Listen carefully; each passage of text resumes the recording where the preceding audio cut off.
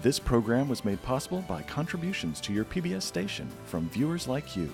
Thank you. On this episode of Discover the Upper Cumberland, we experience the beauty of Caney Fork River, enjoy the work of metal artist Anne Bujold, learn about Northern Ireland and the bagpipes from champion piper Tom Fittis, and explore history at the Smith County Heritage Museum. So come along and together we'll discover the Upper Cumberland.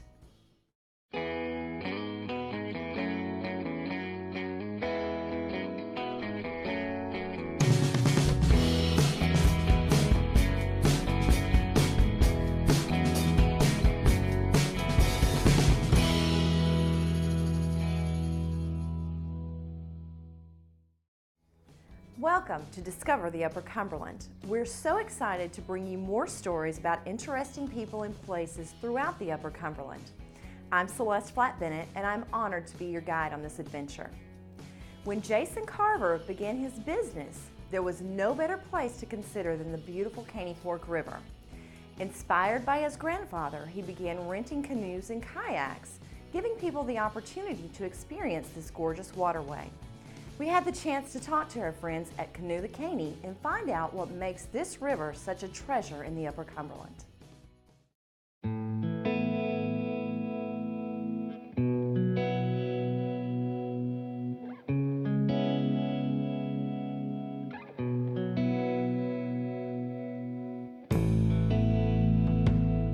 Center Hill Lake is impounded from Great Falls Dam, which is just below Rock Island State Park, and then again here at Center Hill Dam, which starts our section of the Caney Fork River. The Caney Fork got its name because back in the days when the Native Americans were here, the whole Caney Fork River was nothing but growed up cane, big batches of cane. They used this cane for shelter and for tools and canoes and whatever, and it was so plentiful that they called it the Caney Fork. Flooding was a major problem on the Caney Fork River, the same as it was on many rivers throughout the state, and that's one of the reasons why the federal government developed the flood control plan to develop a series of reservoirs to dam up those rivers to control the flooding. Back in the day when they announced that they were going to construct the Center Hill Reservoir, it piqued the interest of the Smithsonian Institute, and they actually sent a team of researchers out here to perform an archaeological survey of the area. And what they uncovered was some really interesting things. They found 3 Native American burial mounds out in a location called the Narrows on Center Hill Lake. They found the Narrows and found throughout the whole valley several open site villages, several caves with tools and such artifacts that found in them back from thousands and thousands of years ago. They petitioned the government to get a grant to try to excavate the sites and remove a lot of those bodies and a lot of the artifacts that they found along the riverbanks. Unfortunately, they were unsuccessful with that, and they flooded it anyway. The way things were in the old days, the difficulty of living this kind of life where they had to build the log rafts to get their products down to Nashville. A lot of people didn't make that journey. They died. They were out in the elements. So things have changed quite a bit. This is now a really popular recreational river, and it brings so much joy and life and just satisfaction to people. So it's really shifted. It's dynamic, I think. This lake now has a lot to do with the entire community. I mean, there's a lot of fishermen out here, a lot of canoers and kayakers and boaters, and just everybody having a good time out here, and it's still sustaining life. It's a great fly fishing river. Trout is in abundance here on the river. It's really changed a lot over the years now.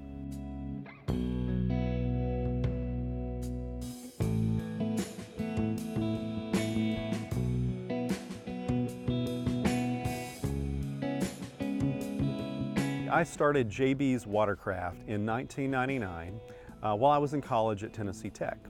And several years later, as I was taking my grandpa on a trip to Nashville, we had to take him down for some doctor's appointments.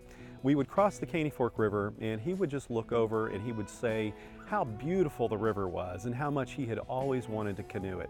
And there was something really special about the Caney Fork River that was unlike other rivers that he had seen before, and it really, really sparked his attention. And finally I said, you know what? I think I'm just going to buy a canoe and I'm going to take you out on the river and I'm going to let you do that trip. And the more we started talking about that, he came up with this idea and he said, well, how about you buy several canoes and start renting them out? And yeah, I didn't really think a whole lot about it at the time, and I thought, I don't know if I could really make any money with that or not, but I saw how excited he was about it. And the more and more we talked about it, the more excited I got to at least give something a try, an idea that he had helped develop. And so over a decade ago, I did that and I opened Canoe the Caney. Since that point, you know, the rest is history. Obviously, we love this area. We do jet ski, ski boat, pontoon rentals, and all of that on Center Hill Lake, and it's actually a huge recreation area for those type things. And two, it's not so populated and commercialized, so it's a very beautiful place out of the way. And then here on the Caney Fork, on the stretch that we do, there's just so many beautiful things to see on it. It is a very sacred place, and you know, a lot of times, you know, when we start to go out, we do a trip that's called the Haunted Canoe Trip, that we take people out and they enjoy that.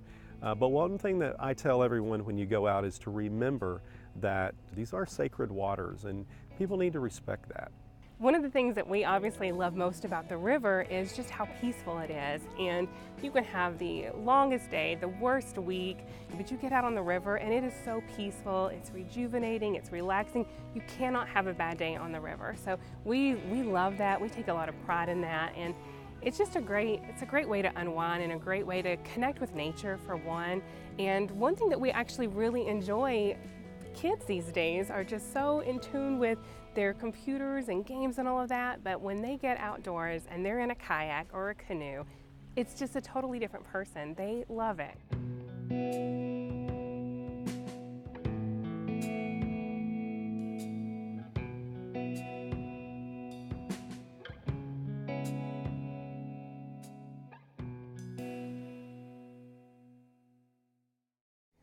Generally, when one thinks of a blacksmith, a burly bearded man comes to mind. But Anne Bujold, a metal artist at the Appalachian Center for Craft, breaks that stereotype.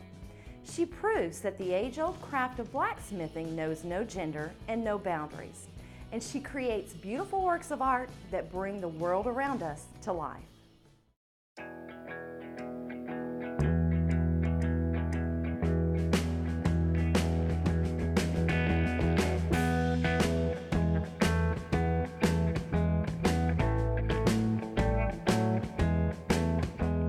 Metalwork is really hard, and I think that I have a real innate stubbornness that's attracted to the challenge and the difficulty in the material. And I think there's something very appealing about taking this very hard industrial material. A lot of the forms I'm interested in are organic shapes, flowers, and animals, and rendering these in this material. It's very hard. But you know, with steel, when you're working it hot, it's very plastic. You know, it's kind of like clay. You just can't touch it. So it has this amazing capacity to kind of move in these different states, and being able to move metal around with a hammer is just a really cool thing to be able to do. It's super fun.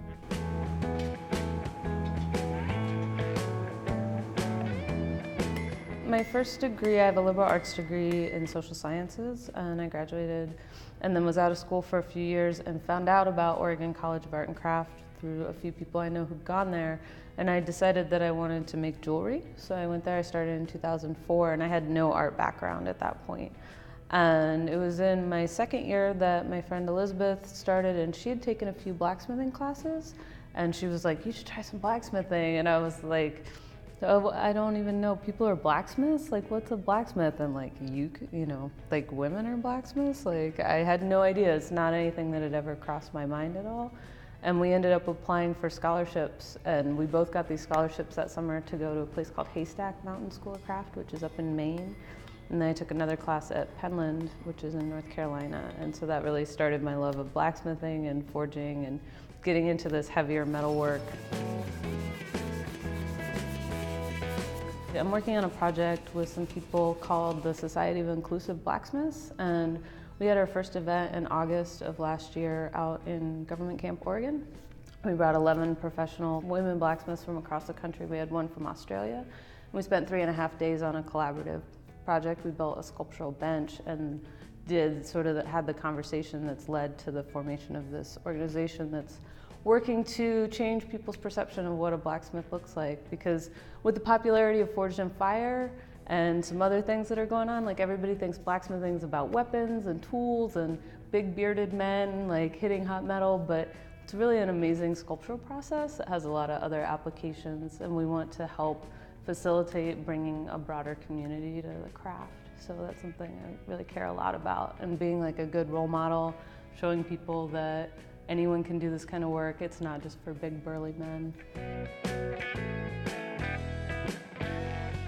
My process is a little bit based in research. So I'll get interested in an idea, and I'll want to find out more about it. Like, I got interested in coyotes, so I was reading books about coyotes and wanting to find out more about them, their history, our history in relationship to them. So for me, my art practice is kind of a way to explore the world rather than just a reaction or like a desire to express something. So I'll kind of get an idea, and then I go through sketching and ideation process, and then I'll start building things. I'm definitely very process oriented, where it's about the making itself. I do a lot of sheet metal forming. It's something I'm really interested in. And then more recently, I've been interested in material history and combining different materials, looking at the very gendered history of blacksmithing and ironwork and the fact that it's a very masculine field.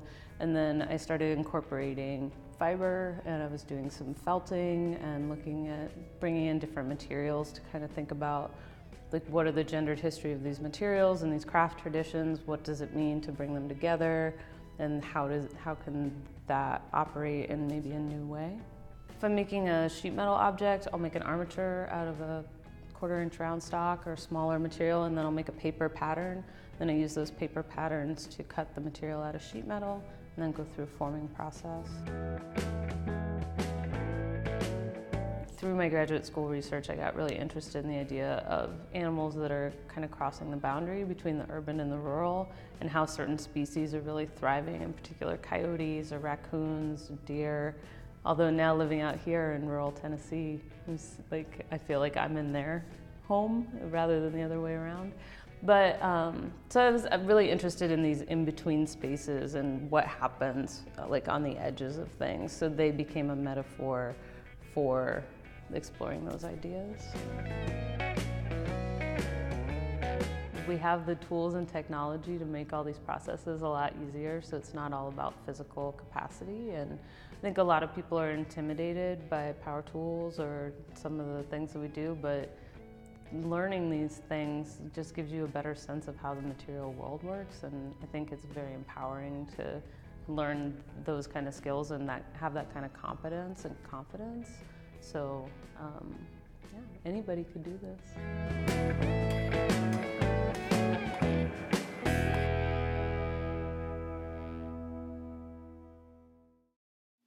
Tom Fittis' father wanted to give his son a hobby to keep him off the dangerous streets during the conflict of Northern Ireland. So he introduced a hesitant young Tom to the bagpipes, and Tom soon found he had a natural talent for the instrument. Let's talk to Tom and learn more about the bagpipes and just how close Northern Ireland is tied to our own Upper Cumberland region. We have a treat for you today. We are here with Tom Fittis from Smithfield, Tennessee, but not originally. Tom comes to us from Northern Ireland, and as you were explaining to me a minute ago, there's a little bit of difference there. So yes. Tell us about Northern Ireland. Well, Northern Ireland's part of the United Kingdom. In 1921 it was when it was divided from the Southern Republic of Ireland. Okay. And its capital is Belfast, where Southern Ireland is the capital is Dublin. And Northern Ireland is mostly made up of what we would call Scots-Irish people. So I was born and raised there. Now, what we want to see are your bagpipes. Okay. And now you started this at a very early age. Yes, I started playing the bagpipes when I was 12. In Northern Ireland, from 1969 onwards, we had what we call the Troubles. And it was basically a terrorist warfare for 30 years. And so my daddy didn't want me to be involved with the paramilitary organizations, and so he wanted really for me to pick up a hobby.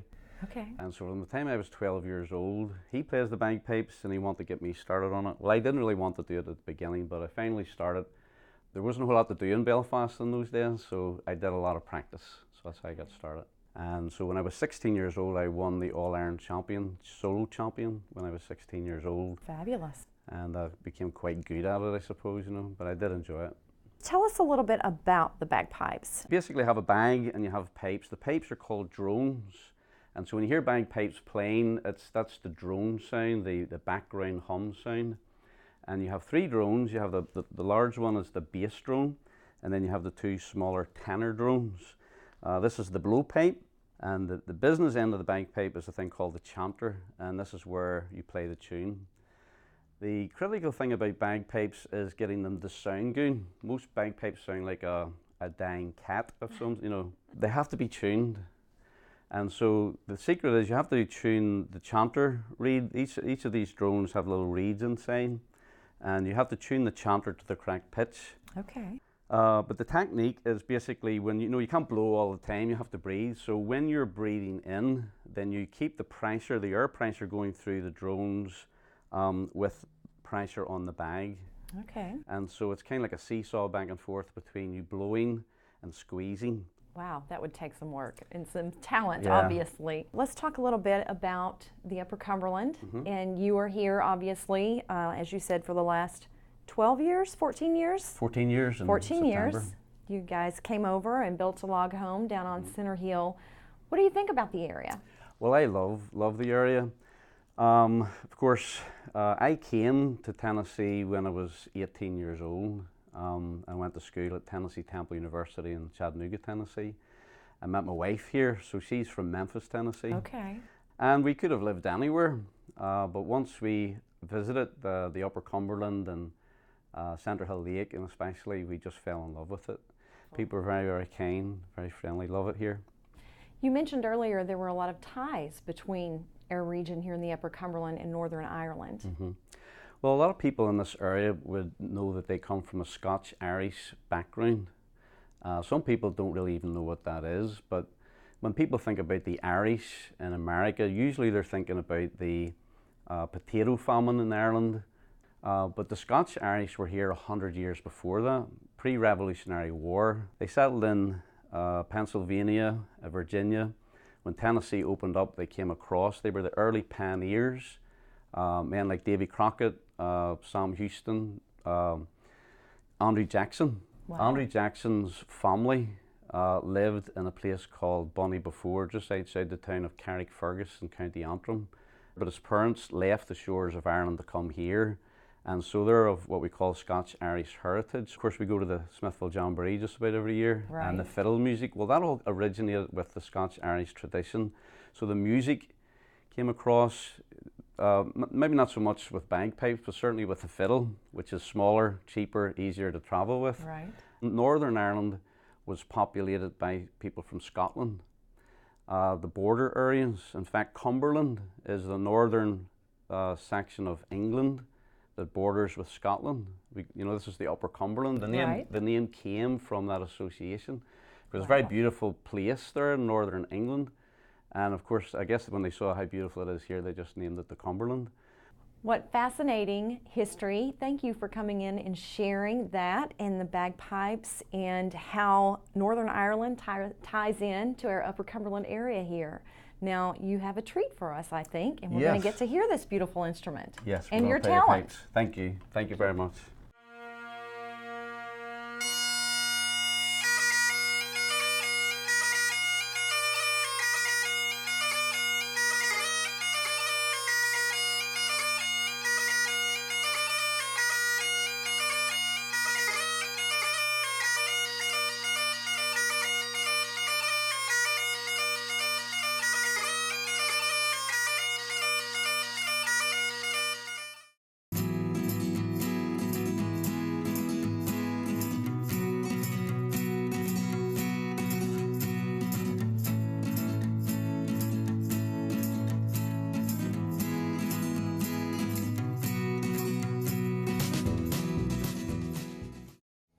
Museums are more than a collection of memorabilia and antiques. They are a resource where we can envision the stories of our history and preserve a past way of life that helped bring our society to where it is today. The Smith County Heritage Museum is one of these incredible resources that shows us how Smith County was born and tells the story of the incredible people who helped shape this part of our 14 counties.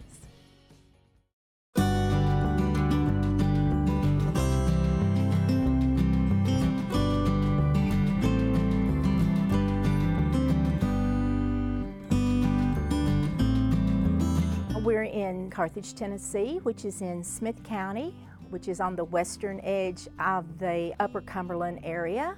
The county was started in 1799, and it used to be a lot larger area, but it was slowly sized down by different counties being formed. 7 other counties were formed from the original Smith County.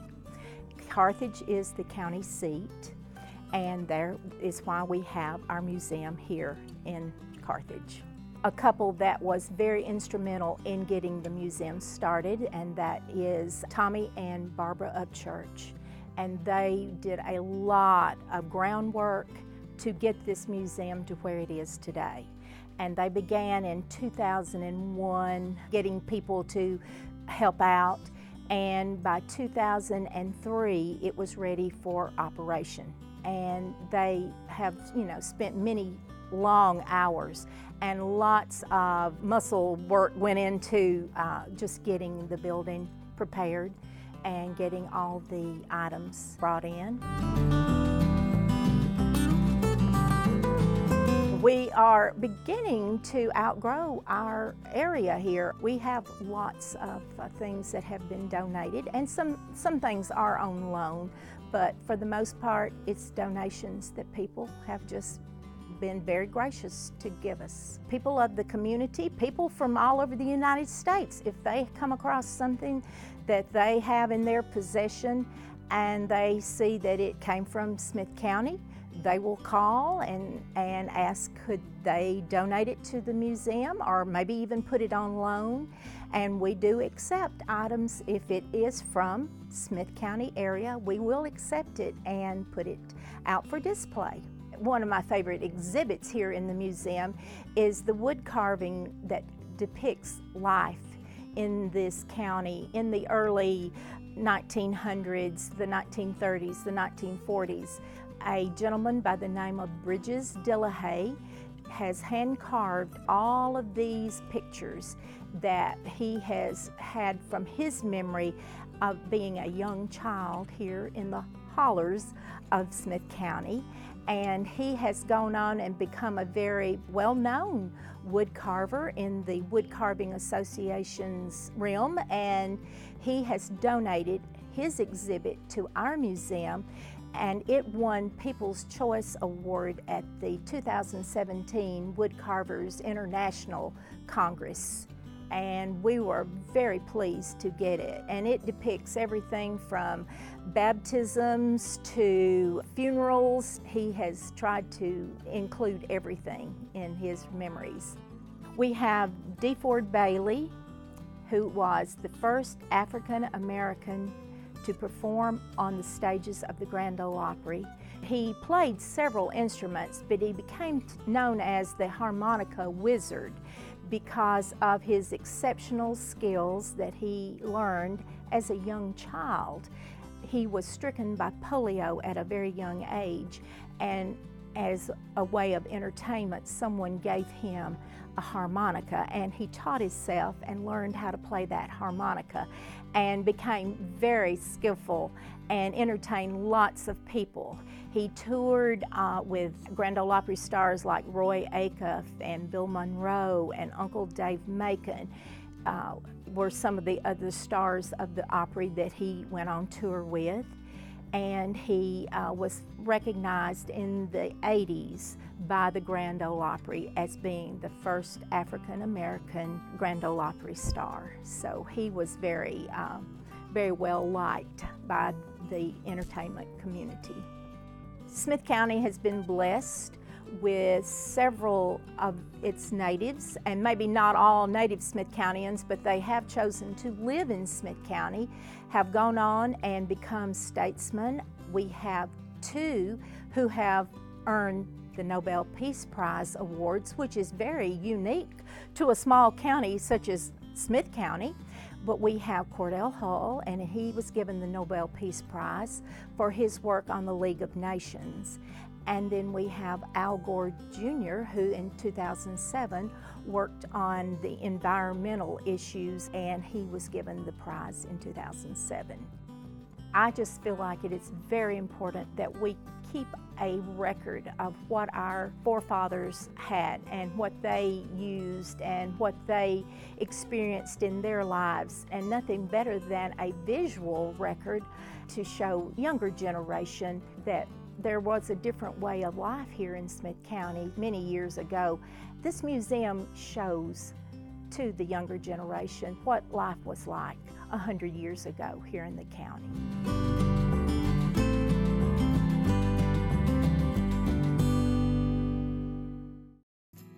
Thank you for exploring the Upper Cumberland with us. For more information on this show, visit our website, wcte.org/discover. If you have any story ideas that you think we should feature, email us at discover@wcte.org. I'll see you next time, and together we'll discover the Upper Cumberland.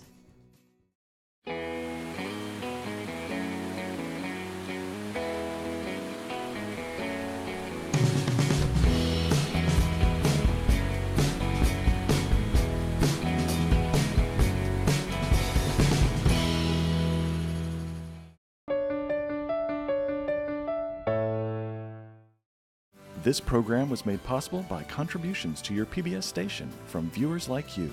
Thank you.